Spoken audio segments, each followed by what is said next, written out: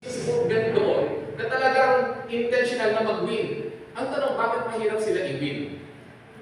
Sino makakaguess? Bakit nandiyan lang naman?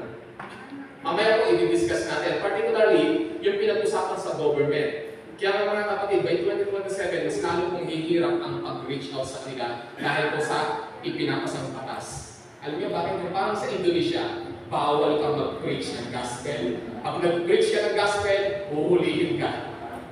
Ngayon, wala pa pong batas na gano'n, pero sinusulong po yun ngayon. Sinusulong po yun ngayon. Pinag-usapan po yan noong 2023, dun po sa Davao, together with 50 plus missions organizations. Nung pinag-usapan po yun, grabe, nagulat ako doon, ha?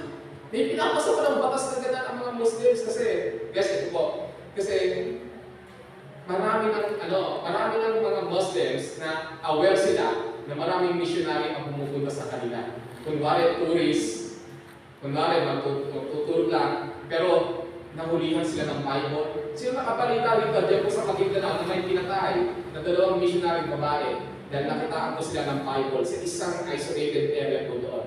Namatay po siya noong before pandemic po. Sila noong before pandemic.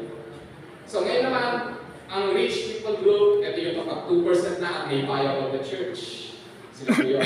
And then sa Pilipinas, next slide, in the Philippines, we still have 14 unreached people groups and all of them are Muslim tribes. Ito po, mga kapatid, ipapakita ko po ang pictures nila sa inyo kung sino-sino sila.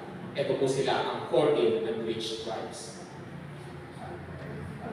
Batyao, Irano, Jamamapu, Calagay, Kalibugan, Maguindanao, Maranao, Malbo, Sama Bangini, Sangin, Sama Pangutara, Tausu, Sama Zarder, Yakan.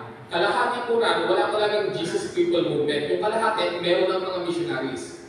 At kalahati na talagang wala. Bakit? Bawal. Socio-political na aspect. Bawal. Kasi pag nakita ka at naalaman na missionary ka at may dala kang Bible, talagang pwede kang hindi ka makakita doon. Hindi ka na mag-raise. Ganyan po doon. And then diyan po mga kapatid, ang mga unreached people groups sa Mindanao ang nakita nila. Ito yung kailangan natin i-consider sa prayer natin. This is my question. Kailan na-consider na ba natin na ipag-pray ang unreached people groups sa ating mga churches?